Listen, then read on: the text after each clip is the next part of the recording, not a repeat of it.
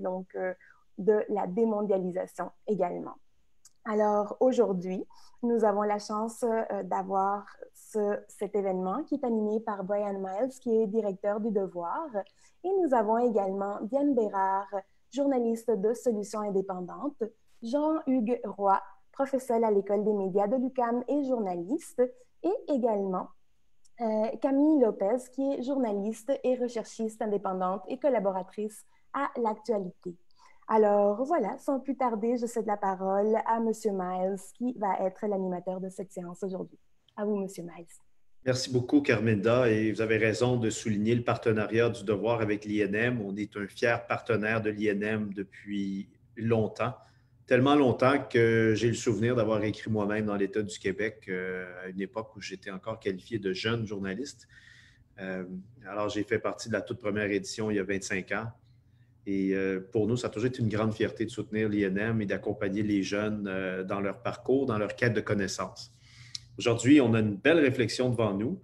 Dans le cadre du Lab Média, on s'intéresse aux nouvelles pratiques pour réinventer le journalisme, rien de moins. Et on veut voir comment l'écosystème médiatique change, et il change à grande vitesse. Et on va être capable d'outiller les journalistes et les gens qui sont curieux par rapport à l'exercice du journalisme pour qu'ils puissent mieux comprendre les tendances dans l'industrie, l'évolution du métier, sa remise en question également, parce qu'on fait face à, dans certains cas, une perte de confiance. Nous n'échappons pas à la remise en question et aussi au grand drame qui est la fausse nouvelle, la désinformation, et qui vient malheureusement colorer la perception que le public a du travail des journalistes et des médias en général. Vu de la perspective journalistique, on a souvent l'impression qu'on est un petit peu éclaboussé par un phénomène ou un problème qui n'appartient pas à notre environnement. Le journalisme dit sérieux ou rigoureux s'appuie sur les faits, la vérification des faits, l'équilibre ou la recherche d'équilibre dans les points de vue. On dit qu'on est à la recherche d'obligations de véracité, de rigueur. Alors, on ne se sent pas concerné par les fausses nouvelles, mais quand le public porte un jugement sur nous, malheureusement, il y a un peu un effet d'amalgame qui fait en sorte qu'on est entraîné dans la remise en question. Et on va faire un petit crochet aussi sur l'éléphant dans la pièce qui est devenu de plus en plus visible, c'est-à-dire le GAFA, les grandes entreprises socio-numériques de ce monde, les Google, Facebook, Amazon, Microsoft, Apple, qui sont au fond les grands responsables pas les grands responsables, les grands bénéficiaires de la révolution numérique et de la saturation des revenus de publicité entre les mains de très peu de joueurs. Selon les différents estimés qu'on peut obtenir, les grandes études, Google et Facebook, à eux seuls, vont capter dans différents marchés 60 à 80 % des revenus de publicité numérique. Et les médias dits traditionnels qui ont tous fait un virage numérique se contentent de miettes dans l'univers du numérique. Et les contenus, Jean-Hugues pourra nous en parler un peu, les contenus des médias sont largement utilisés et circulent abondamment sur les plateformes du GAFA. Et ça nous amène à nous poser une question sur notre crise. On vit constamment en crise.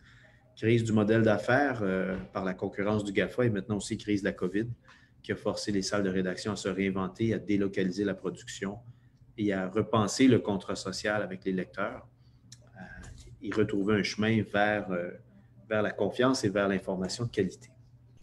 Alors, nous avons 3 panélistes excessivement intéressants et complémentaires et différents, chacun dans leur domaine. Et je vous demanderai dans un premier temps, à tour de rôle, de vous présenter rapidement, de dire à notre public qui n'est pas avec nous en personne et qui ne nous connaît peut-être pas tous, qui vous êtes et quel est votre parcours là, très, très rapidement. Diane, on va commencer avec toi. Rétablir mon audio. Alors, bonjour tout le monde. Je suis formée en sciences politiques et en économie. J'ai eu un parcours traditionnel de journaliste économique jusqu'à la crise financière de 2008 qui s'est soldée chez moi par une crise de foi. fois FOI. Donc, j'ai pensé à laisser le journalisme parce que je ne pouvais pas imaginer continuer à raconter sans aucune émotion ce qui se passait avec la crise financière, les gens qui perdaient leur maison, les gens qui faisaient faillite. Je trouvais que ça n'avait aucun sens. Donc, j'avais deux choix, laisser le journalisme ou trouver une autre voie. Et c'est là que j'ai commencé ma quête vers une autre forme de journalisme et j'ai trouvé le journalisme de solution qui s'intéresse davantage aux solutions qu'aux problèmes. Non pas que c'est pas important de parler des problèmes, mais on ne fait que ça en journalisme, donc il serait temps qu'on fasse autre chose aussi. Donc, je suis désormais journaliste de solutions indépendantes et je m'intéresse surtout aux enjeux liés à la transition. Jean-Hugues, professeur à l'École des médias, mais aussi grand connaisseur du journalisme de données. Oui, merci Brian. Et oui, je m'appelle Jean-Hugues Roy. Donc, moi, je suis journaliste depuis que j'ai 21 ans, en fait 22 ans. Et ça fait 32 ans que je fais ça. Ce métier, ce formidable métier qui reste formidable, que je vous encourage à exercer si ça vous intéresse. Et je l'enseigne à l'UQAM depuis 2011 seulement. Et puis oui, je m'intéresse à pas juste l'utilisation de la technologie dans ce métier-là, mais aussi à ses effets. Et on va en parler un peu plus tard. Camille, journaliste indépendante qui collabore notamment à l'actualité et intéressée par la diversité des pratiques, n'est-ce pas? Exactement. En fait, moi, je me concentre sur la désinformation. Depuis environ 2017, j'ai repris la chronique de l'inspecteur viral à Métro. J'ai créé une métroscope pour combattre les fausses nouvelles. Et avec les panélistes aujourd'hui, la semaine passée, on s'est rencontrés. On s'est dit que ça serait intéressant de parler de pluralité des genres journalistiques. Aujourd'hui, surtout devant des gens qui s'intéressent au métier. Donc, on va parler de désinformation, mais on va en parler plus tard. Je trouve que c'est important de commencer en parlant, en rappelant aux gens qu'il existe différents types de journalisme. Il existe différents moyens de faire du journalisme. C'est du journalisme qu'on voit moins sur les unes de journaux, c'est du journalisme qu'on voit pas au téléjournal.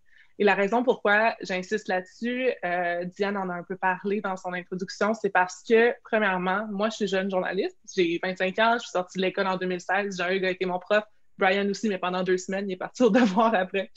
Ça peut être intimidant quand on voit du journalisme dans lequel on ne se reconnaît pas et qu'on veut devenir journaliste. Je pense que c'est important de rappeler aux jeunes qu'il y a de la place pour toutes les plumes et il y a de la place pour tous les genres journalistiques. Il y a de la place pour l'empathie aussi dans notre travail. La deuxième raison pourquoi je trouve ça important d'en parler, c'est que on parle de méfiance envers les médias aujourd'hui. Et je suis convaincue, et je pense que vous serez d'accord avec moi, que quand on a différentes pratiques journalistiques, on parle de journalisme de solution avec Diane, mais on parle aussi de journalisme de conversation qui se rapproche des gens, qui intègrent le public au journalisme. On se rapproche du sujet et on se rapproche de nos sujets, donc des personnes à qui on parle. On va venir chercher plus de monde. Et en intégrant les gens dans nos pratiques, je pense qu'on vient chercher leur confiance. Et je pense que ça peut régler une partie du problème de confiance envers les médias qui sont parfois perçus comme des élites intellectuelles ou des élites un peu inatteignables. Et je parle pas, quand je dis genre rétablir la confiance, je parle pas des conspirationnistes ou de votre oncle qui pense que les aliens s'en viennent. Je parle vraiment du monde qui se sent peut-être oublié, comme les personnes racisées ou les personnes un peu plus pauvres, les personnes marginalisées, etc., qui ne se voient pas dans le journalisme traditionnel. Donc c'est ça. Donc, je me sentais interpellée par ce sujet-là et je voulais juste le rappeler en partant que on est une communauté de journalistes qui se rassemble autour du concept de rigueur journalistique et de principe d'éthique journalistique. Vous lirez le code de déontologie de la Fédération professionnelle des journalistes du Québec et vous lirez celui de la Belgique ou celui de l'Association canadienne des journalistes. Ça se ressemble beaucoup. C'est des principes d'équité, c'est des principes d'éthique, c'est de ne pas se placer en conflit d'intérêts. Mais quand on a et bien sûr de la rigueur, mais quand on a cet encadrement-là, je pense que on peut s'amuser à pousser les limites de ce journalisme-là et de se créer son propre journalisme, un journalisme qui nous ressemble, et que c'est beaucoup moins intimidant quand on regarde ça avec ces lunettes-là. Avec ces lunettes-là. Dans notre premier thème, on veut s'intéresser à la COVID et ce qu'elle a changé pour les journalistes. Alors, est-ce que la pandémie nous a amené à nous transformer et quels sont les éléments les plus significatifs de cette transformation-là?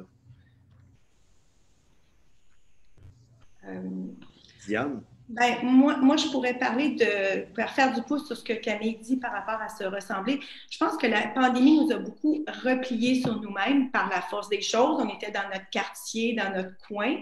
Et puis, ça rappelle le fait que les nouvelles sont d'abord importantes dans la mesure où elles nous concernent. Elles nous intéressent dans la mesure où elles nous concernent. Et je trouve que c'est un rappel de l'importance du journalisme de proximité, du journalisme local. Et là, je fais un lien avec la démocratie et la participation citoyenne. Dans le contexte de COVID, on a réduit les droits des gens pour des raisons évidentes, pour les raisons de crise sanitaire. Mais la démocratie reste une valeur importante, puis éventuellement, on revient à l'exercice de nos pleins droits. Et avec ça va la participation citoyenne. Or, la majorité de la participation citoyenne se fait à l'échelle locale. On ne peut pas demander aux gens de se prononcer sur des enjeux locaux qui n'ont pas été couverts. Or, la presse, d'une façon générale, depuis plusieurs années, a coupé dans la couverture locale pour aller avec une couverture plus nationale, plus internationale. Et je trouve que la COVID nous a rappelé que d'abord, ce qui nous intéresse et ce qui intéresse le lecteur et les gens et les citoyens, c'est ce qui se passe dans leur coin. Or, le journalisme doit tenir compte de ça, les médias doivent tenir compte de ça et ramener la couverture à ce qui importe ici maintenant parce que si on veut se prononcer sur des projets immobiliers, si on veut se prononcer sur le zonage vert, le zonage agricole, il faut savoir ce qui se passe et c'est pas en rapportant seulement des nouvelles qui se passent à Montréal et à Québec qu'on va gérer ça. Puis je trouve que la COVID ramène cette importance-là du territoire de proximité. Du local. Camille, est-ce que ça l'a changé pour toi concrètement, la pandémie? Bien, moi, comme je l'ai dit, je fais du déboulonnage de fausses nouvelles et il y en a eu beaucoup pendant la pandémie. J'ai toujours trouvé important d'expliquer mes démarches puis de vraiment vulgariser comment je vais vérifier la fausse information. Et je pense qu'avec la COVID, j'ai par exemple participé à un projet avec la FPJQ qui s'appelle Dépister la désinfo. Je pense qu'on a trouvé plus que jamais l'importance de donner des outils au lecteur pour qu'il soit capable par lui-même de débusquer la désinformation. Après avoir lu mon article, il peut aller lui-même appliquer les techniques que j'ai décrites vers ce qu'il lit, admettons, sur Facebook ou ce qui est partagé ou ce qu'il reçoit dans sa boîte de courriel. Et je trouve que ça a été mis de l'avant par la COVID-19 et je pense que dorénavant, c'est vraiment, personnellement, c'est vraiment un principe que je vais appliquer dans tous mes articles. Donner mes ressources, ne pas jalouser mes techniques d'enquête, ne pas les garder précieusement, bien sûr, protéger les sources, etc. On s'entend que c'est très important encore, mais sans tenir la main du lecteur, juste lui expliquer simplement comment j'ai fait et comment il peut le faire parce que la désinformation, on n'est pas assez au Québec à la couvrir. Il faut vraiment que tout le monde aide. Et je pense que ça va vraiment... et que c'est ça, outiller les gens, c'est devenu de plus en plus important. Et c'est ce que ça a changé dans mes pratiques à moi. Et je sais aussi que, mettons, là, c'est revenu à la normale dans le cas de l'actualité, mais pour plusieurs médias québécois ont aussi levé leur paywall, leur mur payant pour tout ce qui touchait à la COVID. Je pense que ça peut être un exemple à suivre pour les prochains grands phénomènes de société ou les prochains grands enjeux auxquels on va être confrontés. Ce que j'entends dans ton propos aussi, c'est une préoccupation pour accompagner le lecteur. Oui, c'est ça. C'est vraiment... Tout repose dans la vulgarisation, tout repose dans l'empathie aussi. Mettons, au début quand j'ai commencé à faire du fact-checking, c'était humoristique. Donc, on y allait avec des blagues. On se moquait un peu des gens. Et quand les premières fausses nouvelles assez sérieuses vers 2017, plus politiques, plus racistes, plus radicales, quand ça commençait à se mêler avec l'extrême droite, quand ça s'est arrivé, bien sûr, on a laissé tomber l'humour. Et là... et vraiment y aller dans l'empathie, dans la compréhension, parce qu'en ce moment, il y a une grosse partie de la désinformation qui se tourne qui se mêlent à l'extrême droite, ou peut-être des fois, ou juste pas nécessairement à l'extrême droite, à tous les antipodes, toute la polarisation. Et c'est pas en se moquant des gens qu'on va aider. Donc, c'est vraiment d'y aller avec l'empathie, c'est vraiment de dire, on comprend pourquoi vous avez cru à ça, mais voici comment vous-même, vous pouvez déboulonner et vérifier l'information. Oui, Oui, Brian, je voulais faire un peu de millage sur ce dont Camille parlait, de partager ses outils, de donner des outils aux gens, au public, aux citoyens, aux lecteurs et lectrices. Alors, c'est un peu ça, je pense qu'il faut être débrouillard de plus en plus numériquement. Puis ça a été, moi, mon mantra là, depuis que je suis à l'UQAM, le journalisme de données, ce qu'on enseigne. Ça participe de ça. On va même jusqu'à enseigner la programmation informatique à certaines recrues. Ça peut sembler extrême, mais pour moi, ça a du sens. Je fais même un lien entre l'apprentissage de la programmation informatique et l'apprentissage du latin qu'il y avait autrefois dans les écoles. Autrefois, on apprenait le latin dans les cours classiques. On disait que ça favorisait la compréhension de la langue française pour commencer, mais c'était un peu... le latin, c'est un peu la clé de la culture. C'est la clé même du monde dans lequel on vit. Et c'est ce qu'on souhaitait donner donc à l'école. La programmation informatique, pour moi, c'est un peu la même chose. Apprendre à programmer, ça peut jouer un rôle semblable. Pour moi, c'est une clé pour comprendre le monde dans lequel on se trouve à l'heure actuelle. Et ce monde-là, dans les activités humaines, vous le savez, se déroule de plus en plus sur des plateformes numériques. L'information, la connaissance, tout ça, la culture aussi, c'est dématérialisé, c'est numérisé. Les pouvoirs aussi, puis ça, c'est un des rôles du journalisme. Le Devoir a été fondé par Henri Bourassa il y a plus d'un siècle dans le but de débusquer le coquin. Le coquin, c'est qui? C'est des grands pouvoirs. Mais aujourd'hui... Il se renouvelle constamment, le coquin. Le coquin prend de nouvelles formes. Le coquin s'en débarrasser, donc on est toujours là. On a toujours besoin de nous pour le débusquer, et puis ce coquin-là prend des formes numériques et son pouvoir, il s'appuie sur d'immenses bases de données qui nourrissent des algorithmes. Alors, d'apprendre la programmation, c'est un peu apprendre le même langage que ces coquins numériques-là. Ça démystifie et démythifie aussi tout cet univers-là. Alors, c'est pour ça aujourd'hui qu'on apprend. On va jusqu'à l'apprentissage de la programmation aujourd'hui en journalisme.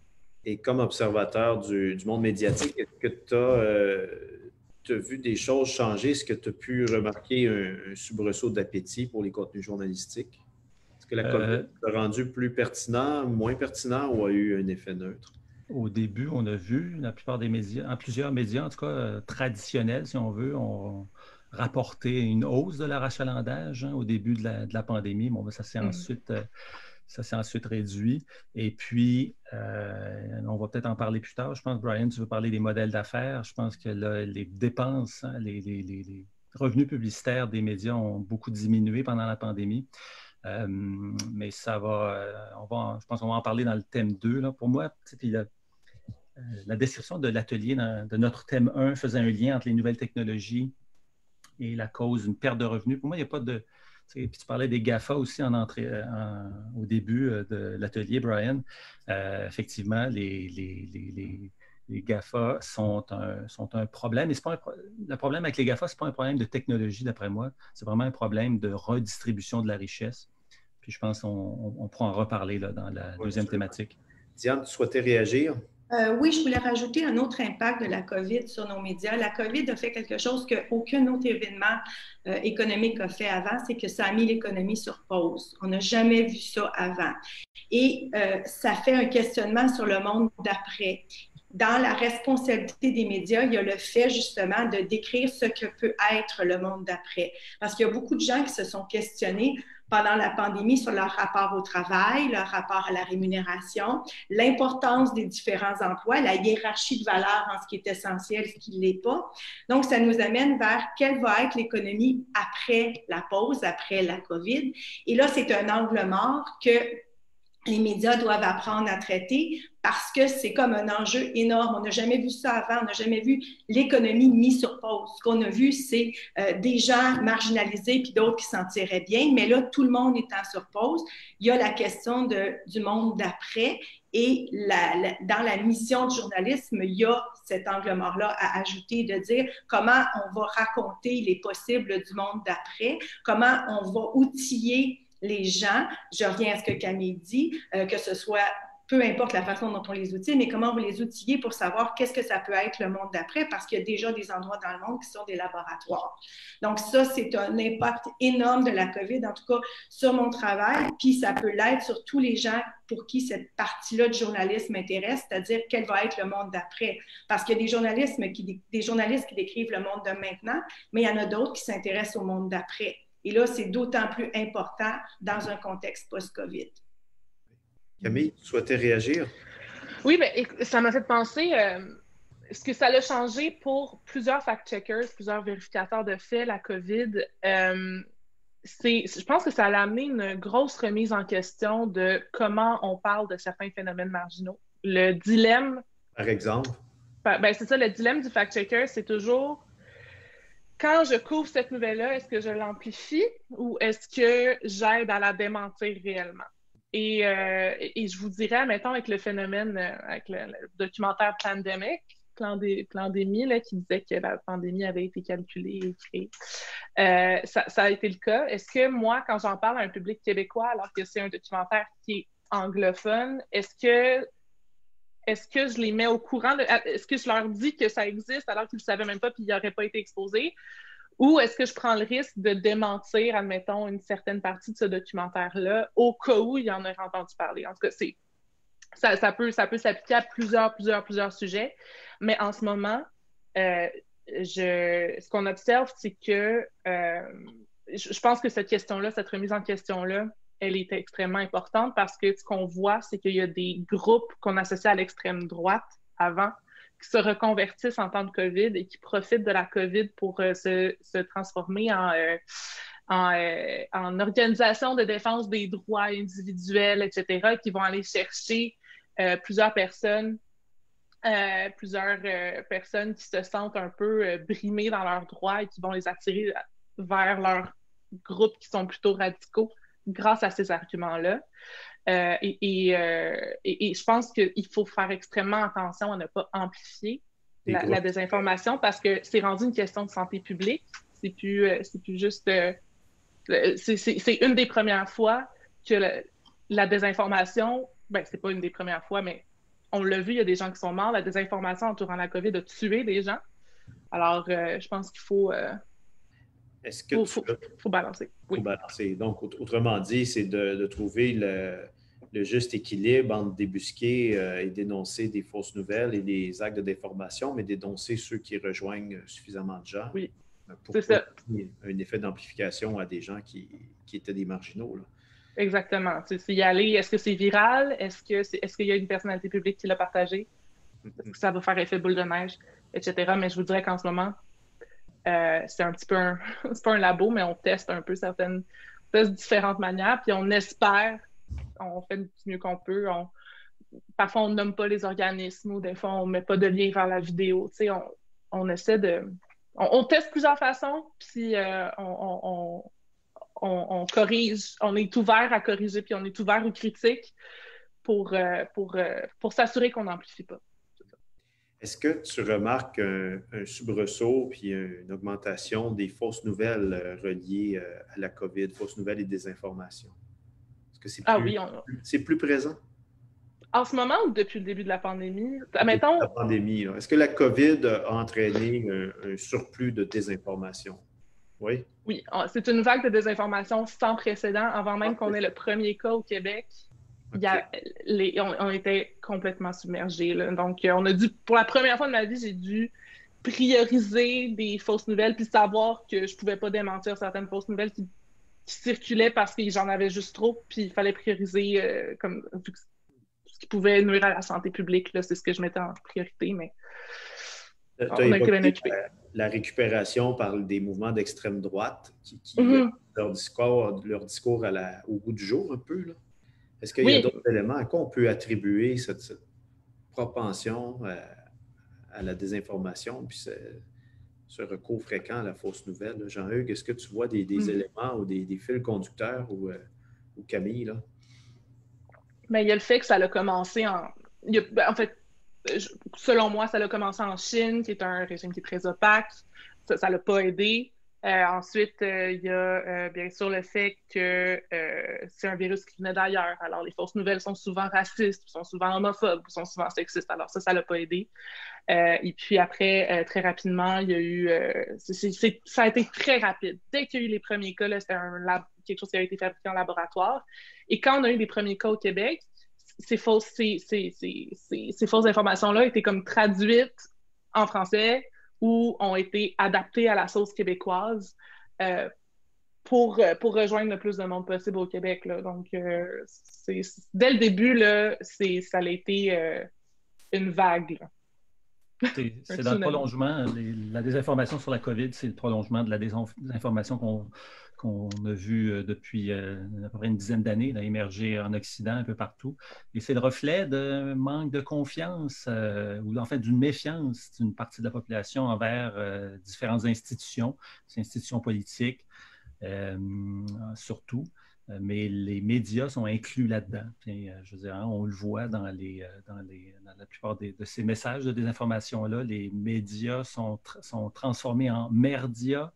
Puis, ben, c'est ça, ça fait partie des mots-clics qu'on voit. Et puis, donc, la méfiance par rapport à la pandémie, par rapport aux initiatives gouvernementales pour contrer la pandémie, puis aux médias qui relayaient ces messages-là. Ben, voilà, tout ça a été mis dans le même panier. Il y a aussi le fait que c'est un gros changement dans les normes sociales, hein, quand on prive certains droits. Les gens, quand les gens se sentent brimés dans leur liberté individuelle, ils vont absolument refuser tout changement de normes sociales. Donc, de ce côté-là, ça a aussi contribué. Ça bouleverse leur petit confort. Et ça vient ajouter une couche d'insécurité à leur vie. Diane, comment on peut envisager un lien entre journalisme de solution, démocratie, participation citoyenne? Est-ce que le type de journalisme que tu pratiques peut être utile pour rebâtir ces ponts-là avec les publics et comment? Bien, il y a un lien direct parce qu'en présentant des solutions, d'abord, on parle des problèmes, on les présente brièvement, puis après ça, on présente les solutions. Ça permet de donner des outils aux citoyens parce qu'on prône beaucoup la participation citoyenne. On fait beaucoup de forums, on fait beaucoup d'assemblées. C'est beaucoup relié à des sujets comme le logement accessible, comme le partage de l'espace immobilier. Et puis, on ne peut pas demander à des citoyens de se prononcer de façon éclairée s'ils ne sont pas au courant des enjeux. Donc, il y a un lien direct entre l'efficacité de la participation citoyenne et l'authenticité de la démocratie et la présence de solutions claires dans la tête des citoyens. Donc, il y a une éducation à faire à la citoyenneté et cette éducation-là passe en partie par les médias. Et le défi, c'est que les problèmes hurlent et les solutions murmurent. Donc, il faut les trouver, les solutions, aller les débusquer et faire la différence entre la bonne nouvelle et la solution. La solution, c'est pas une bonne nouvelle. C'est quelque chose on fait pas de héropreneurship. La solution n'est pas portée par une personne. Elle vit par elle-même et c'est la solution qu'il faut présenter, apprendre à la présenter de façon critique, donc avec ses limites, pour que le citoyen sache si ça s'applique dans son quartier. Donc, il faut aller jusqu'à ça s'applique dans quel type d'écosystème pour que la journée où on a à se prononcer dans une assemblée citoyenne, qu'on sache c'est quoi tous les côtés de la médaille. Donc, que le citoyen puisse aller au micro et dire « Dites-moi pas que c'est pas possible, je sais que dans telle municipalité, ça se fait. » Parce que le journalisme a toujours été enseigner, ou en tout cas, on l'enseigne surtout pour dire aux journalistes, vous êtes là pour débusquer les vilains, vous êtes là pour... Mais en même temps, pour rendre les élus et les gens en position de pouvoir imputables, il faut leur démontrer qu'il y a d'autres choses, parce que les élus ont toujours tendance à dire « ça se fait pas ». Or, le journaliste traditionnel va arriver en disant « bien, vous agissez pas de façon correcte, puis le journaliste de solution va dire, vous pourriez agir autrement, voici la preuve. Donc, le citoyen doit se présenter au micro en étant éduqué, puis en se faisant pas rouler dans la farine par son maire qui va lui dire, ben c'est pas faisable, puis lui, il va dire, non, ça se fait. Ça se fait en Europe, ça se fait dans la municipalité d'à côté. Donc, c'est là le lien entre démocratie, participation citoyenne et journalisme de solution. Il est très, très direct et c'est probablement la partie la plus gratifiante de notre travail. C'est de savoir qu'en écrivant un texte sur une solution alimentaire, de sécurité alimentaire, de logement accessible, il y a un citoyen à quelque part qui va pouvoir voir peut-être sa vie et celle de ses proches améliorée. Puis de façon réaliste, évidemment. Les problèmes hurlent et les solutions murmurent. Oui, c'est beau. On va la retenir, celle-là, tout le monde.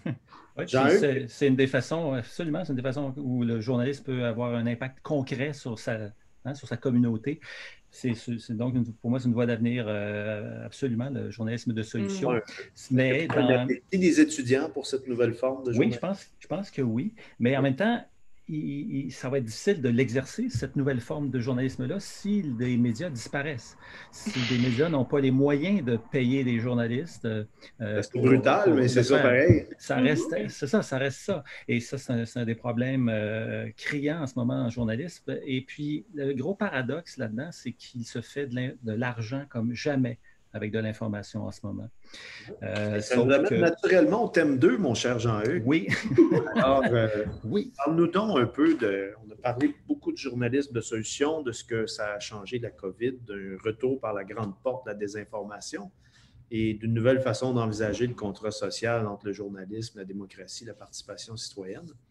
Et ce que tu dis est très juste, Jean-Hugues. Encore faut-il qu'il y ait des journalistes et des entreprises de presse capables de payer, parce que les gens doivent comprendre que le journalisme aussi, ça devient une activité sérieuse à partir du moment où tu es capable de payer des gens pour s'y consacrer à temps plein, à l'exclusion de toute autre tâche qui pourrait être perçue comme un conflit d'intérêts ou une apparence de conflit d'intérêts. À partir du moment où les journalistes se sont structurés sans des enveloppes brunes et étaient capables de s'insérer comme journalistes indépendants qui collaborent à des médias, ou comme salariés dans des grandes entreprises, quand ils ont pu s'insérer dans ces dynamiques-là, on a eu affaire à un autre type de journalisme. Et ça nous ramène à l'âge d'or des années 60 jusqu'à tout récemment, jusqu'à la crise des revenus, la crise des modèles d'affaires. Jean-Hugues, place-nous pour le bénéfice de notre public. Ça veut dire quoi, la crise du GAFA? Parce qu'historiquement, justement, dans la plus grande partie du 20e siècle et le début de la première dizaine d'années du 21e siècle, les médias étaient financés, les médias privés étaient financés en grande partie grâce à de la vente de publicité. Le Devoir était une exception, par contre. Le Devoir, très tôt dans son histoire, a été financé, pas en majorité, mais en tout cas en grande partie par son public. Et puis, c'est ce qui fait que le Devoir s'en tire peut-être mieux aujourd'hui, parce que son public a pris l'habitude de payer pour acheter le Devoir, pour s'informer à travers le Devoir. Mais le succès du Devoir, l'exemple du Devoir est peut-être difficilement... ça peut être difficile de demander à tout le monde de payer pour tous les médias, parce que les gens payent déjà beaucoup pour s'informer. Quand on achète ça, là, un téléphone cellulaire, c'est déjà une dépense qu'on fait en partie pour s'informer. Quand on s'abonne à Internet aussi. Et les GAFA, surtout Facebook. Moi, c'est surtout Facebook qui m'intéresse, qui m'interpelle, parce que d'un, Facebook, on peut savoir quel est l'argent qu'il fait grâce au contenu d'information qui circule. Est-ce que vous permettez que je partage mon écran? Oui, tout à fait. Pour vous montrer. Donc, je vais partager l'écran ici et je vais aller sur mon desktop. Alors, tout le monde voit... Oups, c'est à l'envers. C'est bien à l'envers, Jean-Hugues. Voilà. Ça, c'est le chiffre d'affaires de Facebook en 2017, 40 milliards. Ça a monté à 55 milliards en 2018, 25 d'augmentation, 27 d'augmentation en 2019. Jusqu'à maintenant, en 2020, ils ont fait 36 milliards de dollars, la première moitié. On est presque... juste la première moitié de 2020 au chiffre d'affaires qu'ils ont fait pour toute l'année 2017. Alors, si la tendance, et c'est 14 d'augmentation par rapport aux 6 premiers mois de 2019. Donc, ils grossissent moins vite, mais ils grossissent quand même assez bien. Et si la tendance se maintient, donc pour 2020, on pourrait s'attendre à un chiffre d'affaires d'à peu près 80 milliards de dollars américains pour Facebook. Et si on lit les documents financiers de Facebook, on peut isoler la part le Canada là-dedans. Donc, combien d'argent Facebook fait au Canada? En 2018, c'était près de 2 milliards de dollars canadiens, donc presque un demi-milliard au Québec. En 2019, 2 milliards et demi au Canada, c'est presque de 600 millions au Québec. Et jusqu'à maintenant, voici les chiffres pour la première moitié de 2020. Et si la tendance se maintient, encore une croissance donc de 14 on va frôler les 3 milliards de dollars en chiffre d'affaires de Facebook au Canada. Donc, près de 700 millions au Québec. Près de 700 millions seulement au Québec. Comment tu arrives à extrapoler le chiffre du Québec, sachant que Facebook nous donne des résultats pour le Canada? Ça, c'est une règle de 3 sur la population du Québec. C'est la seule règle de 3 que je fais. Le reste, le chiffre d'affaires canadien, il est isolé grâce au chiffre d'affaires nord-américain et des États-Unis qui est précisé dans les documents financiers de Facebook. Donc, on peut isoler le Canada, mais pour le Québec, c'est par règle de 3 qu'on arrive à ce montant-là. Et là, la question qui me chicote depuis plusieurs années, c'est quelle est parce que Facebook, ce chiffre d'affaires-là, est à entre 98 et 99 fait de vente de publicité. Hein. Ça, il faut bien s'en rendre compte. Facebook, ce n'est qu'un gros billboard publicitaire.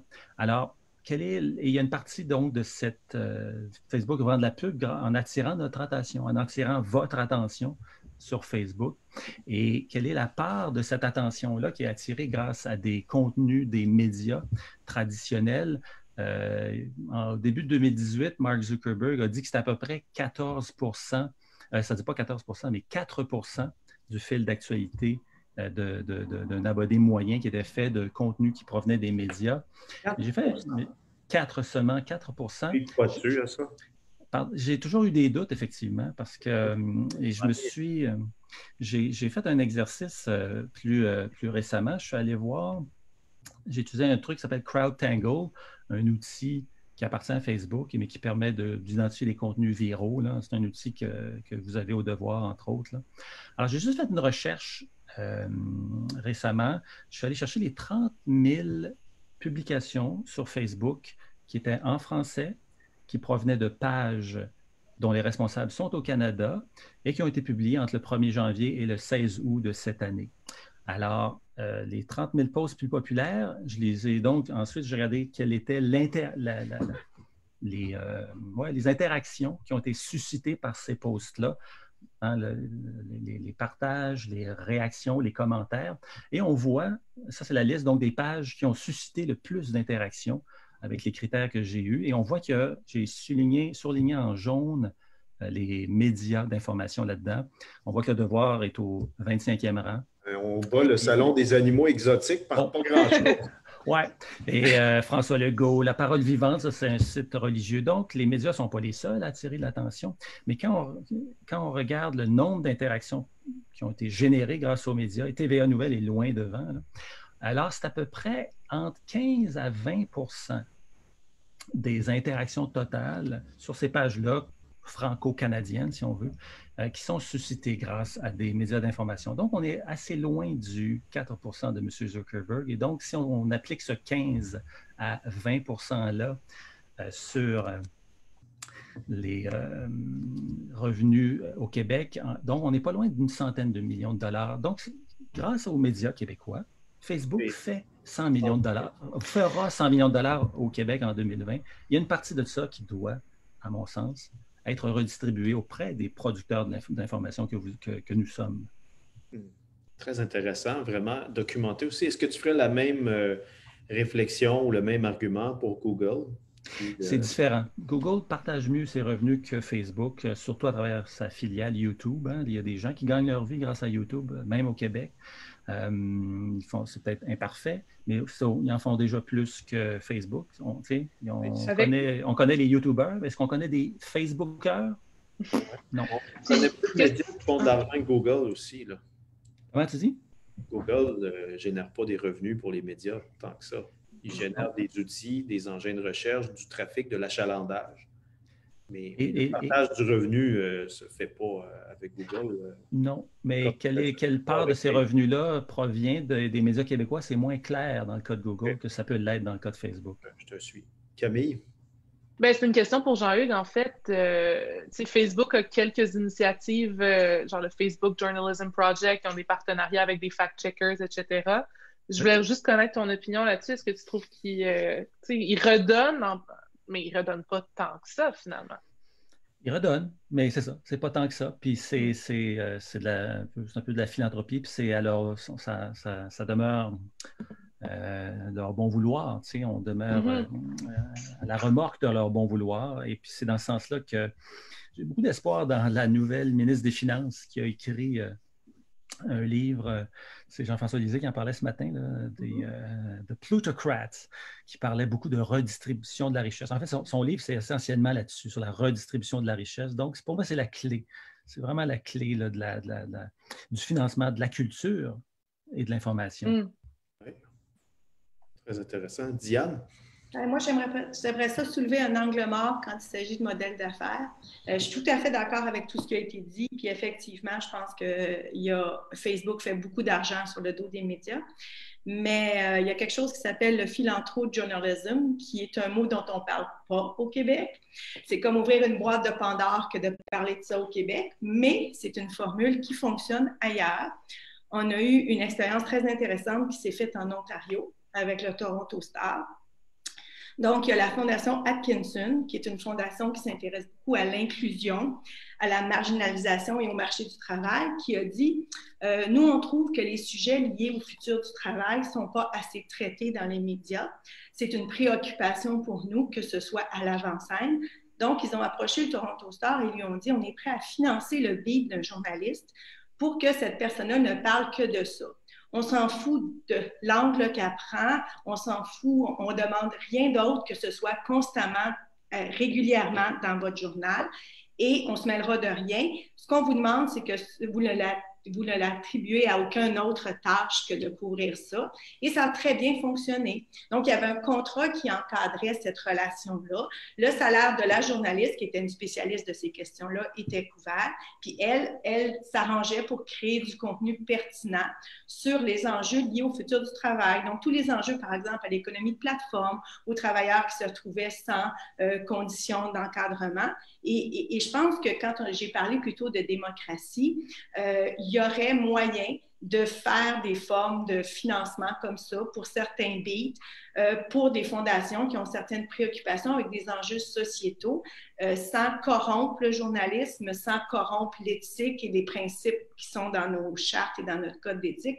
Je pense qu'il serait temps qu'on commence à regarder de ce côté-là des alliances entre des fondations et des médias pour certains types d'enjeux sociétaux, pour les ramener à l'avant-plan et s'assurer qu'ils sont couverts de façon régulière.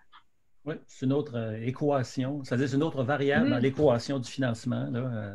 Donc, je pense que ça va être fait le financement de l'information va être fait de plusieurs sources. La philanthropie, c'en est une. Des redevances sur des revenus de grosses compagnies, ça va en être une autre.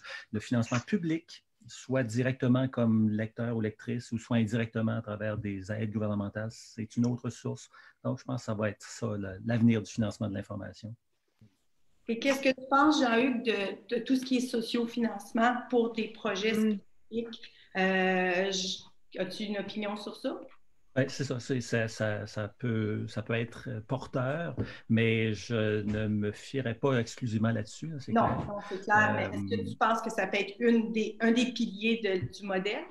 Ça pourrait en faire partie. Mais comme je disais, c'est ça, le public, c'est limité. Là. Ce qu'on peut demander aux lectrices et aux lecteurs de se fournir. Donc, je peux vous dire de mon point de vue, comme directeur du Devoir qui est dans les modèles d'affaires à tour de bras tous les jours, la source la plus durable et solide de revenus, c'est la contribution du lecteur par le modèle d'abonnement ou de membership. Et c'est le modèle que la plupart des grands médias à travers le monde ont pris pour faire face à la transformation numérique avec une chance de survie. Et c'est le seul secteur à l'ère du numérique qui a connu une croissance significative. Et on l'a vu dans plusieurs médias. Je suis d'accord avec toi, Jean-Hugues, aussi, que ça ne peut pas convenir à tous, mais je pense qu'on va devoir arriver à une conclusion tôt ou tard, c'est que l'information généraliste, grand public, ne pourra pas se financer d'une manière pérenne. L'avenir appartient à des niches et des médias plus taillés sur mesure pour des segments d'audience qui soient spécifiques, thématiques ou locaux. Et dans les grandes sources alternatives que tu décrivais, Diane, philanthropie, le crowdfunding, le sociofinancement, la part des fondations, il n'y a aucun de ces modèles-là pris en lui-même qui peut financer une salle de rédaction au grand complet. Non, effectivement. Et donc, si on veut avoir un écosystème médiatique avec des entreprises solides, c'est un complément, mais ça ne peut pas être le principal. Non, moi, c'était plutôt ma façon de dire il y a des sujets orphelins qui ne sont pas assez couverts et quand une salle de presse a des décisions à prendre, ils vont choisir certains types de sujets qui sont plus rassembleurs pour des raisons évidentes et pour éviter qu'il y ait des sujets orphelins qui sont importants, soient pas couverts. Je proposais cette avenue-là, mais effectivement, c'est pas l'avenue qui va payer toute la salle de presse. Est-ce que ça n'a pas un risque de contribuer à la crise de confiance, de savoir qu'une grande fondation se finance un journaliste et un beat? Moi, je pense que c'est un problème québécois seulement. Je pense qu'au Canada et aux États-Unis, on ne se pose pas cette question-là parce qu'il y a moyen d'encadrer ça de façon très rigoureuse, et de mettre des balises. Et je pense que si c'est fait de façon transparente, que la Fondation explique ses intentions, que le journal explique ses fondations, le média, je pense que c'est faisable, c'est réaliste. Il faut juste être honnête et transparent et savoir chacun rester dans son carré de sable, mais c'est un enjeu québécois, c'est pas un enjeu. Si on parle à un média européen, il ne verra pas de la même façon. On dirait que le Québec est une exception de ce côté-là. Pourquoi donc? À ce jour, je n'ai pas de réponse. C'est la même raison pour laquelle le journalisme de solution a de la difficulté à décoller au Québec par rapport au reste du Canada ou par rapport aux États-Unis ou par rapport à l'Europe. Peut-être qu'un spécialiste des médias comme Jean-Hugues pourrait m'expliquer ça. Moi, je ne le sais pas. Jean-Hugues, est-ce qu'on est des orthodoxes? Est-ce qu'on a pris le guide de déontologie pour une Bible?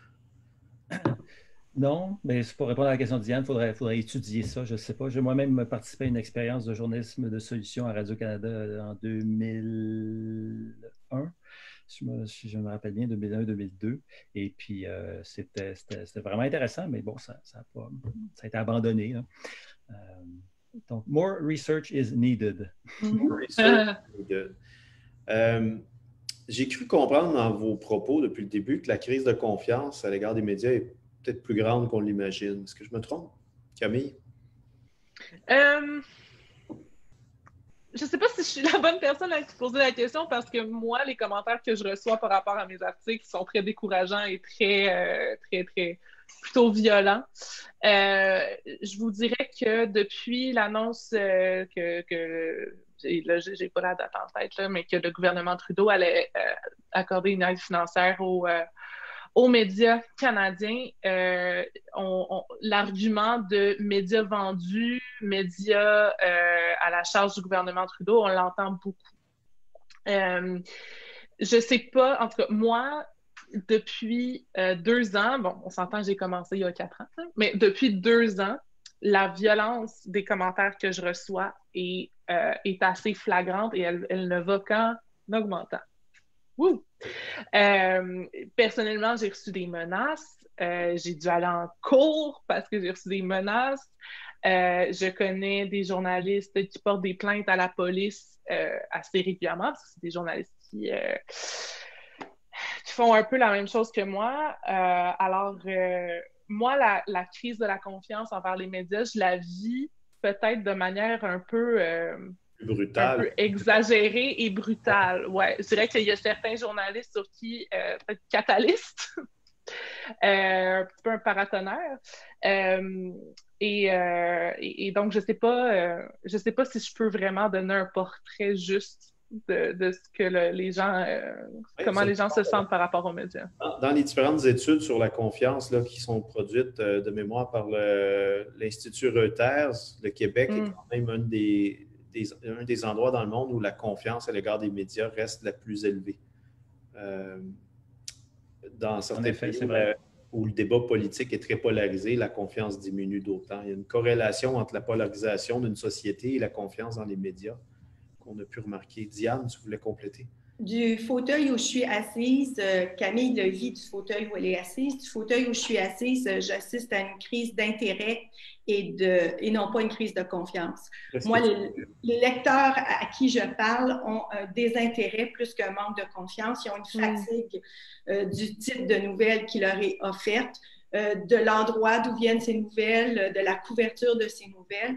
Donc, il y a plus... Puis je ne nie pas la crise de confiance, mais moi, dans le siège où je suis assise, les gens qui me parlent, c'est plutôt de leur désintérêt, de ce qu'on leur offre comme nouvelle, de la couverture médiatique. Un certain public, là, je ne dis pas tout le monde, mais il y a un certain public qui veut autre chose que ce qu'on lui offre et qui se désintéresse des grands médias, qui va chercher dans des médias alternatifs, parfois justement dans des lieux qui sont peut-être plus douteux, plus tendancieux, mais qui se décourage, qui a une fatigue de ce qu'on lui offre en disant c'est toujours la même chose.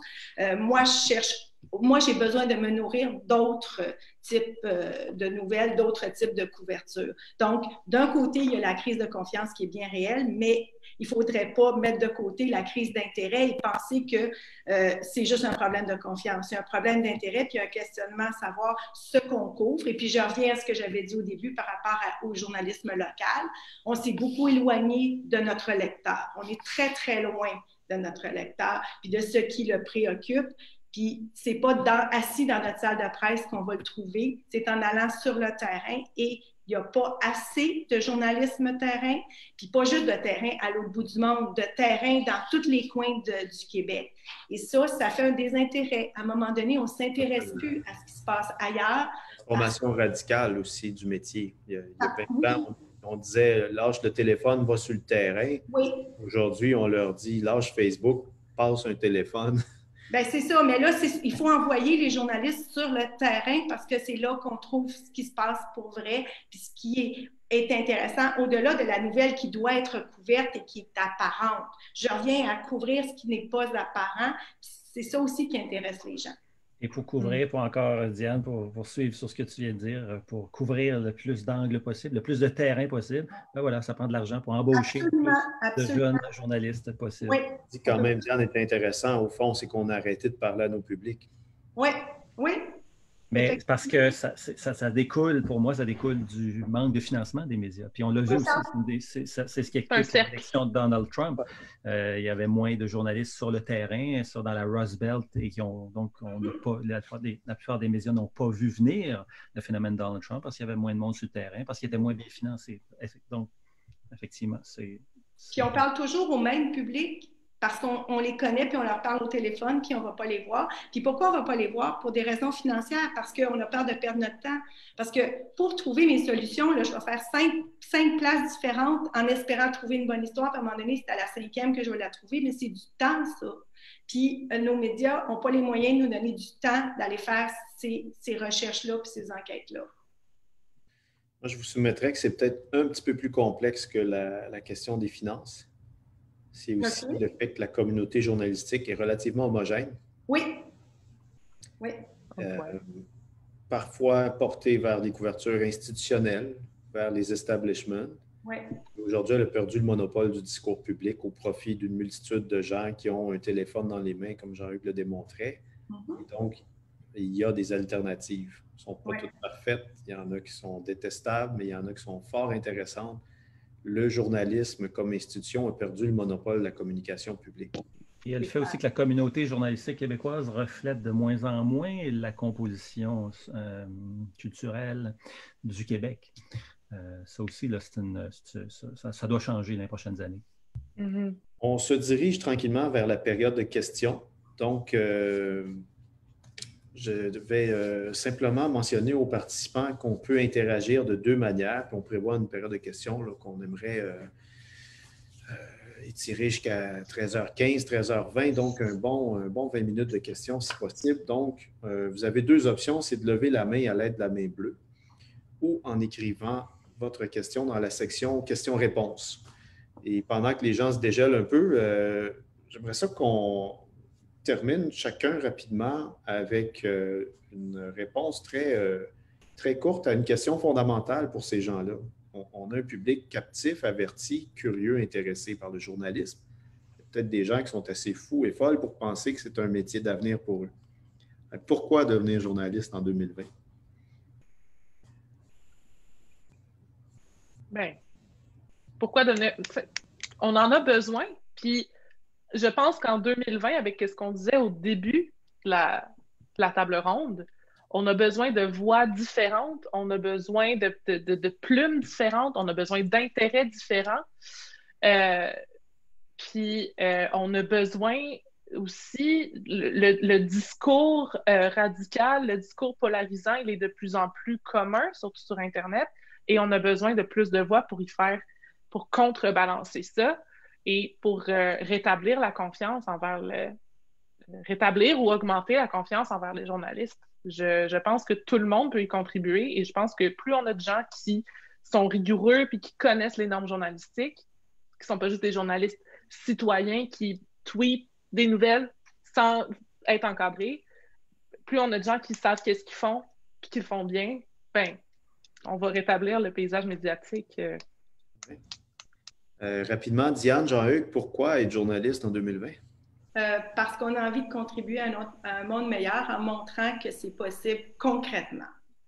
En gros, ce que j'allais dire, pour contribuer, pour être au service du public. Puis parce que c'est le fun. Oui, c'est le fun. Toutes sortes de monde. Quel autre métier te permet de rencontrer, je veux dire, tous ces gens-là? Non, c'est ça, c'est un métier extraordinaire. Oui, mais c'est un métier pour aller à la rencontre des gens. Oui. Et pas pour rester derrière son clavier. Non. Il faut aimer profondément les gens et s'y intéresser. Il faut être intéressé aux autres. C'est un critère. C'est le critère numéro 1. Est-ce qu'il faut être intéressé à entendre ce que les autres ont à nous raconter? Il faut que toutes les histoires nous intéressent. Oui, c'est ça. Je parlais de programmation tantôt. Oui, c'est bien de programmer, mais il faut quand même, c'est du journalisme de données, mais c'est ça. Une fois qu'on a les données, il faut aller faire du journalisme, c'est-à-dire les vérifier et voir comment elles s'incarnent, comment tout ça s'incarne en allant parler à du vrai monde. Bon, tout ceci est fort intéressant. Ça fait ma journée et on est déjà rendu à la période de questions. Donc, je vais demander à Carmenda de reprendre l'agenda des questions et on va les rediriger autour de chacun des panélistes. Merci beaucoup. Alors, en effet, on a eu pour l'instant 2 petites mains levées. Donc, je vais juste rappeler la procédure pour lever la main au cas où il y a des personnes qui ne sauraient pas comment procéder. Donc, vous voyez un menu sur le bas de votre écran. Si vous cliquez sur Participants ou sur Converser, vous allez voir un menu blanc à droite s'ouvrir et au milieu, vous allez voir la petite main bleue qui donc vous permettra de signifier votre envie de prendre la parole.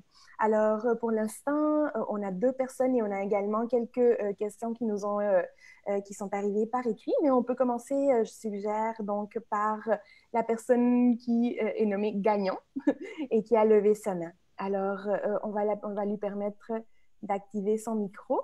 Et par la suite, ce sera le tour de Christophe Aura. Alors, on a demandé la... Voilà, excellent. Bonjour, est-ce que tout le monde m'entend bien? Oui. Oui? Parfait. Alors, tout d'abord, merci beaucoup pour la discussion. C'était vraiment très, très intéressant. En fait, beaucoup de points de vue différents. Vraiment, c'est rafraîchissant de vous écouter parler. Mais j'avais une question. Camille, vous avez mentionné au début du panel, en fait, le journalisme de conversation. Et là, j'aimerais voir si vous pouviez, là, je pose la question aussi à tous les panélistes, si vous pouviez un peu m'en parler davantage. Je trouve ça intéressant, mais est-ce qu'on entend, par journalisme de conversation, est-ce qu'on entend plus un genre de blog où les gens peuvent interagir? Si c'est le cas, comment on contrôle de potentielles dérives? Alors, Camille, est-ce que tu peux nous préciser de quoi il en retourne? Oui, exactement. brièvement. Premièrement, je vous invite à aller voir un nouveau média canadien, je pense, qui s'appelle The Conversation, puis sa sœur québécoise qui s'appelle La Converse. Ils pourront probablement... oui. C'est pas lié à la conversation, c'est lié à The Discourse. The Discourse. Pardon, oui. La conversation, je pense que c'est un média universel. C'est scientifique, la conversation. Oui, scientifique, pardon. En fait, c'est un journaliste qui se veut plus proche des gens. C'est un journaliste de proximité, donc qui va vraiment, je pense, en tout cas, peut-être que Diane pourra plus répondre à ça. En fait, c'est relativement nouveau dans le paysage, surtout au Québec. Et c'est vraiment un journaliste qui se veut de répondre aux préoccupations des gens et qui va demander moi, je les suis sur Facebook. Admettons, ils vont souvent demander quel sujet voulez-vous qu'on couvre. C'est aussi un média qui fait l'effort que sa salle de rédaction, je sais que c'est des pigistes, là, mais que ces pigistes soient, c'est pas mal tous, il y a beaucoup de femmes racisées, c'est des gens qui viennent de partout et c'est des gens qui ont différents points de vue, c'est des gens qu'on voit peut-être pas au téléjournal tout le temps. Donc c'est un média qui se veut plus proche des gens et qui peut-être va pousser l'aspect de neutralité journalistique qui va peut-être un peu, sans créer des textes qui ne sont pas équilibrés et qui ne donnent pas la parole à tout le monde, qui vont peut-être juste prioriser l'empathie et la conversation. Donc, ouvrir le discours avec le public parce que, comme on disait tantôt, on s'en est un peu éloigné. Alors, c'est ça, mais je vous invite à aller regarder ces médias-là. Je n'y ai pas encore participé, mais c'est des initiatives qui sont très prometteuses et qui fonctionnent bien. Je sais que la Converse a eu du financement pour continuer plus longtemps que son mandat initial. Donc, ouais. OK. Prochaine question. Alors, si la personne qui s'est nommée Gagnon veut prendre la parole, ce serait à vous. On vous a donné le droit de parole avec l'outil. Vous aurez juste activé votre micro. Ouais. Oui, bonjour, pardon. Merci pour la présentation, c'était extrêmement intéressant. En fait, c'est un peu une question un peu large, mais trouvez-vous que le rôle du journaliste, en fait, est un peu paradoxal parce qu'on dirait que pour se rapprocher des gens, le journaliste doit un peu se mettre de l'avant, montrer qui il est, mais tout à la fois, il est de plus en plus exposé, donc il se met un peu en danger au niveau individuel, donc vraiment au niveau par rapport à l'espace public. Donc, est-ce qu'il existe quand même un certain paradoxe entre cette idée de confiance-là, d'aller la rechercher et en même temps de conserver l'espèce de neutralité ou l'espèce de protection qui est un peu essentielle? En journalisme de solution, on questionne beaucoup la neutralité. C'est quelque chose qu'on remet en question en disant que c'est pas nécessairement vrai dans tous les types de journalisme et dans toutes les situations que le journaliste est neutre. Par le choix de son sujet, déjà, il l'est pas. Donc, puis se rapprocher du public ne veut pas dire de ses publics, de ses lecteurs, ça ne veut pas dire se mettre de l'avant. Ça veut dire être là où ils sont pour comprendre ce qui les préoccupe et non pas décider à l'avance de ce qui les préoccupe. Souvent, on s'en va sur le terrain avec un angle qui n'est même pas réaliste parce que finalement, c'est pas ça l'histoire. Donc, se rapprocher, ça veut dire aller là. Au contraire, on se met pas de l'avant, on y va de façon très humble en étant au service de l'histoire, au service du sujet. Donc, pour se rapprocher du lecteur, il faut parler moins et écouter plus. Donc, on se met beaucoup moins de l'avant que quand on choisit un angle, qu'on arrive et qu'on dit « Voici l'histoire que je veux écrire. Pourriez-vous, s'il vous plaît, m'aider à écrire cette histoire-là? » Donc, je pense qu'au contraire, on est dans une position de beaucoup plus humble quand on se rapproche du lecteur que quand on s'en tient loin et qu'on arrive avec nos gros sabots. Oui, puis à l'UQAM, je suis non pas étonné, mais quand j'invite les étudiants dans leurs travaux à se montrer, à faire des stand-up, ils sont souvent très, très réfractaires à ça. Justement, ils ne veulent pas se mettre de l'avant. Je leur dis, ce n'est pas se mettre de l'avant, c'est au contraire, c'est montrer votre démarche, c'est vous montrer sur le terrain, vous montrer que c'est vous qui avez fait l'entrevue, c'est montrer que c'est vous qui êtes allé à la rencontre de telle personne, qui est allé trouver tel document, qui est allé sur tel lieu constater telle situation. Parce que le journalisme, hein, c'est être témoin. Alors, si le public vous voit comme témoin, voit que vous avez fait votre travail de terrain, ben voilà, il y a une confiance qui va être gagnée à travers cette transparence-là dans la démarche journalistique. Et quand même, certains journalistes, on les voit avec, mettons, tabloïd, rad, même du journaliste d'enquête plus traditionnel, qui se mettent en scène. Et là c'est complètement Absolument. différent. Mm. Et là aussi, c'est une façon un peu de présenter ses démarches. Mais ça fait un peu... Oui, mais les journalistes d'enquête, justement, tu parles de tabloïd, mais le bureau d'enquête Oui. québécois, je me souviens d'une vidéo récente qu'ils ont fait sur la pilule. Et la journaliste, on la voyait justement, on la voyait même sortir de son matériel de tournage d'une voiture, puis aller faire l'entrevue. Bref, tout ça. Puis elle parlait de sa propre expérience aussi avec la pilule. Mm-hmm. Donc, tout ça, pour moi, c'était pas de la mise en scène, c'était pas se mettre en avant, c'était vraiment être un témoin, une témoin. Mm-hmm. Et je trouvais que il y avait de la transparence là-dedans. Moi, j'ai beaucoup apprécié cette formule-là. Est-ce qu'on a d'autres questions? Oui, parfait. Alors peut-être qu'on passerait à Marine qui vient de lever sa main et je pourrais partager quelques questions par la suite qui ont été écrites. Alors, Marine, vous pouvez y aller. Oui, est-ce que vous m'entendez? C'est bon? Oui, ok. Bonjour à tous et merci beaucoup pour ces belles idées, c'est très inspirant. Moi, je me demandais, en tant que journaliste indépendante que je suis par choix, parce que j'y crois beaucoup, quelle est la place des pigistes dans justement le journalisme de solution, dans le fact-checking, dans ce journalisme de demain? Parce qu'on en parle peu finalement, on parle souvent des rédactions, etc. Alors que pour moi, un pigiste peut apporter beaucoup, finalement, une spécialité qu'on n'aura pas dans une rédaction, etc. Donc voilà, c'est un peu large comme question, mais c'est ça. Très intéressant. Diane, Camille, peut-être? Ça vous concerne? Moi, j'ai eu beaucoup de chance. Écoute, dès le début, j'ai eu un contrat très régulier avec l'actualité qui me permet de faire du fact-checking pour eux régulièrement. Mais je vais laisser Diane répondre parce que moi, je fais aussi beaucoup de recherches. Donc, je travaille aussi à titre de recherchiste pour séparer un peu comme je divise mes journées en journalisme et recherche. Donc, mais je pense que la place est là pour les journalistes indépendants et qu'il y a beaucoup de médias qui se tournent vers les pigistes. Il faut juste savoir se mettre de l'avant. Mais oui. Moi, je suis pas aussi optimiste que Camille. Non? Non, je pense que c'est pas évident pour les journalistes indépendants, pour les pigistes. Je pense que les salles de presse sont beaucoup coupées sur les budgets de pige qui donnent ça plutôt à l'interne. Je pense que pour gagner sa vie comme journaliste indépendant, ça demande de faire d'autres choses comme être recherchiste, comme... Je pense que c'est pas... À moins d'avoir un beat très, très, très précis, mais si tu as un beat très, très précis, c'est pas tous les médias qui en ont besoin tout le temps. Donc, pour gagner sa vie comme journaliste indépendant, je pense qu'il faut avoir plusieurs cordes à son arc tout en respectant le code de déontologie. Et c'est ça le défi. C'est que justement, le code de déontologie qui est fait pour encadrer notre profession est très clair sur les choses qu'on peut faire et ne pas faire.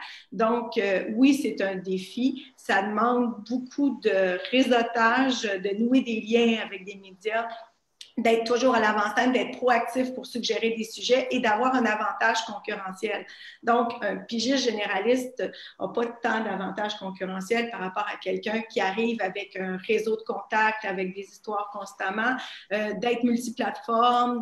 Donc, c'est un défi et je pense pas que c'est possible de gagner sa vie comme pigiste uniquement en écrivant dans des médias en ce moment au Québec. Les tarifs à la pige n'ont pas bougé depuis les années 90. Quand j'ai commencé, c'était 50 $ le feuillet. Aujourd'hui, c'est encore ça et c'est même moins. Là. Donc, ça participe ça découle du problème de financement des médias, les magazines, les moyens de se payer de bons pigistes. La plupart des pigistes que je connais, Marine, pour répondre un peu à ta question, ont d'autres choses, comme moi, on the side. Ça reste du travail journalistique, mais c'est moins, c'est plus vraiment, c'est pas ta plume, ça reste, c'est pas des bylines, c'est pas toi qui signes un texte. Je pense qu'il y a de la place pour le journalisme indépendant, mais il faut savoir où aller. Je pense que regarder du côté des nouveaux médias, ça peut être intéressant. Et je pense qu'il faut avoir une conversation assez ouverte sur les salaires et sur conditions de travail, etc., entre pigistes parce qu'il y a beaucoup de monde qui garde leurs tarifs secrets et je comprends un peu pourquoi. Mais je pense qu'il y a beaucoup de monde qui se font peut-être pas qui se font avoir, mais qui sont payés moins que ce qu'ils devraient. Et que si on avait des conversations entre pigistes sur combien tel médium a payé, combien tel médium a payé, ça aiderait beaucoup. Mais bon, ça, c'est ma... Il y a aussi un enjeu d'inconfort. Il y a certains médias qui n'apprécient pas de voir les plumes de leurs journalistes dans d'autres médias. Donc, ça aussi, il faut en être conscient. Même si officiellement, ils ne diront pas qu'ils ne veulent pas voir ta plume ailleurs, il y a des médias amis et des médias ennemis. Puis ça, c'est important de savoir lesquels sont amis et lesquels ne le sont pas. Oui, mais l'exclusivité, ça se paye, hein? Bien, je sais, mais plus tu es tôt dans ta carrière, plus c'est difficile. C'est difficile là, je parle de défendre ça. Pas quand tu as une plume, mais quand tu commences et tu voudrais piger pour plusieurs médias, c'est important de savoir qui sont des alliés, qui ne le sont pas. Est-ce qu'on a d'autres questions? Oui, on peut prendre une petite dernière question à l'oral et on pourra passer par la suite aux questions écrites. Donc, Alexis, on te permet donc de parler si tu veux prendre la parole. Oui, allô, vous m'entendez? Oui. Good. Je viens du monde de l'informatique, mais maintenant, j'agis plus comme dans le monde culturel et j'ai des pièces en médias, des œuvres médias que je commence à développer, un peu basées sur mes pratiques informatiques. Puis je m'intéresse beaucoup au monde de la donnée journalistique ou du journaliste de données. En fait, c'est des podcasts américains qui m'ont informé un peu là-dessus, là, le monde de la science des données. Puis je me demande, est-ce qu'au Québec, c'est dur d'en parler en français. Puis je me demande, le monde de la donnée irait chercher où ces informations-là en français? Est-ce que tu veux dire comme information, tu veux dire comme source de données? Oui, par exemple, j'ai regardé, là, je suis dans la quarantaine, fait que je ne pense pas aller retourner en informatique, mais je regardais, mettons, les nouveaux programmes de formation, puis ce que les Américains appellent des data scientists, des gens qui savent modéliser des grands ensembles de données pour en faire des graphiques ou des représentations. Puis j'en vois pas beaucoup au Québec de ça. Je veux vous dire, ça existe. Et puis, il y a des bourses. Hein, le Devoir, vous êtes très actif de ce côté-là. Oui, tout à fait. Et ça a une correspondance dans la langue française, c'est analyse de données. Analyse de données, OK, oui. Oui. C'est un peu loin de ce monde-là, mais comme je sais que le New York Times a beaucoup de librairies open source qui permettent de jouer avec ça. On a des codeurs aussi. On a des designers pour les systèmes d'exploitation. Ce journalisme-là fait son entrée au Québec dans la plupart des grandes salles de rédaction. La visualisation aussi de données, ça rentre là-dedans. C'est super le fun. Mais moi, j'ai une question pour Jean-Luc par rapport à ça. Est-ce que tu dirais qu'il y a moins de données, tu sais, la quantité peut-être limitée de données ouvertes en français? Est-ce que c'est un enjeu? Oui. Absolument. Il y a une frilosité incroyable au Québec pour ses voisins de la frilosité des organismes publics à laisser aller l'information, à laisser aller les documents publics pourtant. Alors, il y a très peu de données publiques qui sont ouvertes. Alors, moi, une des choses que je dis aux journalistes, quand les données ne sont pas là, allez les chercher vous-même. Demande d'accès? Oui, par des demandes d'accès à l'information quand c'est des données publiques, mais aussi en programmant, en allant faire ce qu'on appelle du moissonnage de données, du scraping en anglais. Puis, c'est quelque chose que peut-être tu es capable de faire, Alexis? Oui, ça fait partie, mais je suis artiste aussi, fait que les enjeux entourant l'éthique du scraping, par exemple, c'est comme c'est la base d'une pièce sur laquelle je travaille. Mais c'est ça, je m'inspire beaucoup j'extrapole de ce que je connais des États-Unis où j'ai travaillé pendant quelques années. Mais là, je suis en train d'essayer d'adapter mon langage au Québec. Quand tu fais un des principes éthiques en scraping, c'est quand on fait en journalisme, le journalisme, ça se fait à visière levée. Hein, quand on parle à quelqu'un, il faut que cette personne-là soit au courant qu'on lui parle parce qu'on est journaliste, parce qu'on cherche, qu'on est en train de faire une démarche journalistique. Le même principe s'applique quand on fait du scraping. Il s'agit de changer dans le user agent qu'on envoie. Là. On peut juste mettre notre nom dans le user agent et comme ça, les gens qui qui sont notre cible, ben, ils voient dans leur log qui est la personne qui est allée chercher les données. Puis s'il y a un problème, ben, on met notre numéro de téléphone. Alors, c'est ça. C'est une façon la question très geek, mais merci de la réponse. Oui. Réponse très geek. Prochaine question. Oui, bien en fait, je vais me permettre de rassembler quelques questions étant donné que le temps file. Donc, nous avons merci à toutes les personnes qui ont partagé leurs questions. Donc, une première, alors, comment traiter équitablement des groupes éthiquement questionnables, comme par exemple les suprémacistes blancs? Comment traiter leurs histoires alors qu'en tant qu'étudiant en journaliste, on apprend à toujours prendre en considération les deux côtés de la médaille? Donc, ça, c'en est une. Je passe à une question suivante. Donc, sur les fake news. Je proposerais de répondre une question à la fois, peut-être. Parfait. Ben, c'est ça, là-dessus, justement, sur l'équilibre. Ça, c'est un principe qui est remis en question quand on parle aussi des gens qui remettent en question l'impact anthropique, l'impact des activités humaines sur les changements climatiques. Ben, ça aussi, il y a des médias qui ont fait le choix de mettre ces opinions-là, entre guillemets, de côté, puisqu'elles étaient, la plupart du temps, manifestement, le climato-scepticisme est souvent financé par des intérêts pétroliers. Donc, on peut faire ce genre de choix-là en journalisme. Tantôt, je parlais de l'enjeu ou de la problématique amplifiée versus couvrir. Je pense que si je donnais mon micro à un suprémaciste blanc quand je parle, admettons, d'un nouveau groupe suprémaciste blanc au Québec, ça serait amplifié. Je pense qu'il n'y a aucune personne qui est neutre par rapport à l'extrémisme, surtout qui cause des violences aussi intenses en ce moment. Et je pense qu'en tant que journaliste, notre devoir, c'est de donner,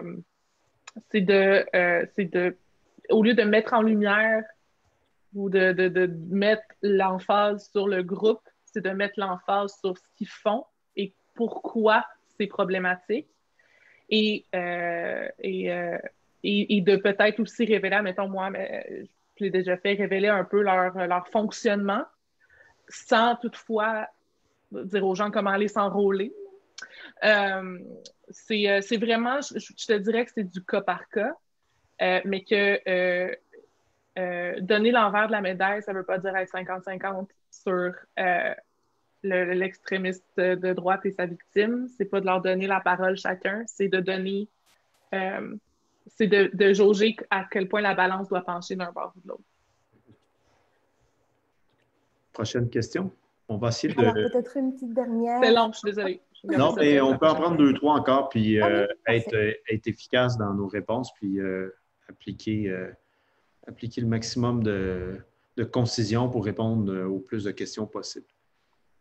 Parfait. Alors, quelles pistes considérer pour toucher les publics des fake news, alors que ce dernier, pour un certain nombre, délaisse les médias dits traditionnels?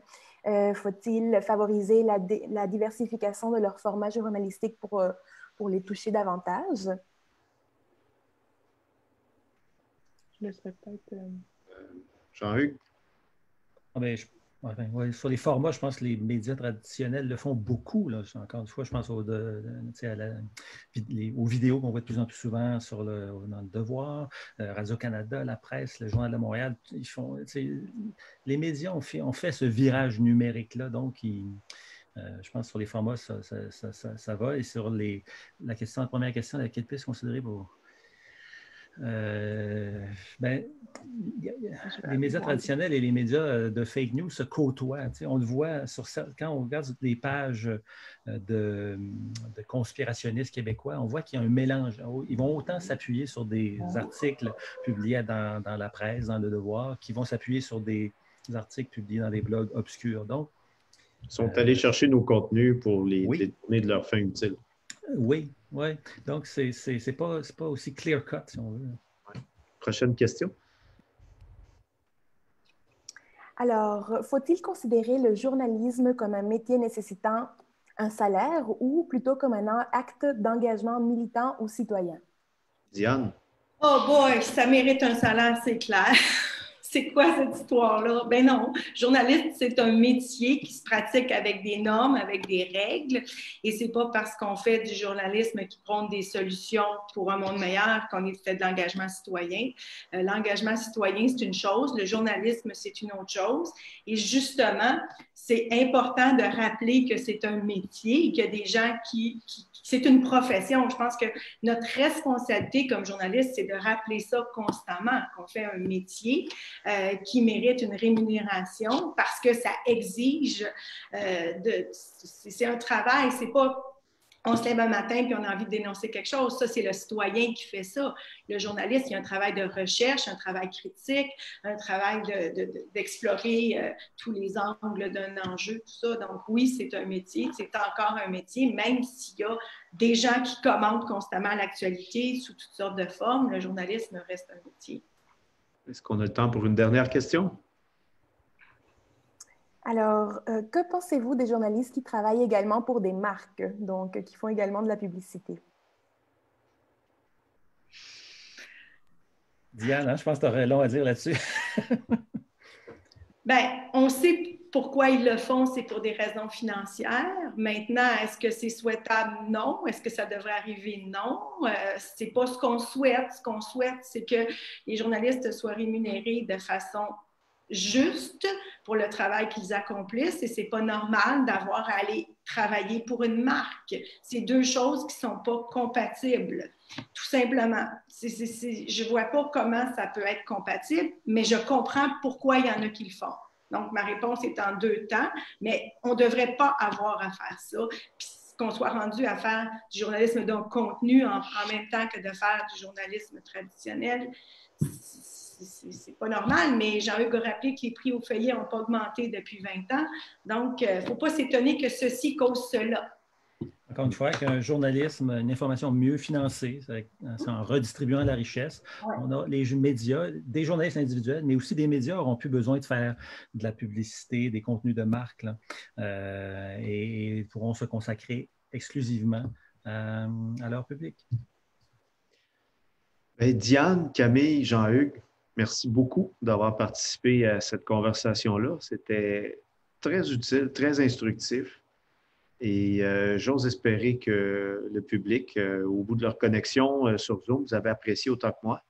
Mais ça m'a stimulé et ça m'a donné moi-même des idées pour faire avancer le devoir un peu plus loin dans les prochains mois, prochaines années. Merci tout le monde. Merci beaucoup. À l'INM. Merci beaucoup. On vous souhaite à tous une excellente école d'été malgré la distance et les offres de la communication via Zoom.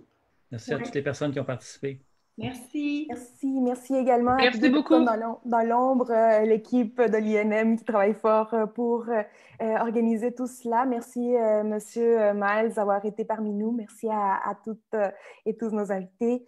Je vous rappelle donc que l'école d'été bat son plein et que les inscriptions sont encore ouvertes pour encore 3 profils. Donc, n'hésitez pas à aller vous connecter. Merci aux personnes qui nous ont suivis sur Facebook et à toutes les personnes qui sont donc déjà engagées dans le Lab Média. On vous invite à vous connecter sur le lien qu'on vous a déjà partagé pour faire donc les premiers moments de cette séance de Lab Média. Donc, à très bientôt. Excellente continuation et bonne école d'été à tout le monde. Bonne journée.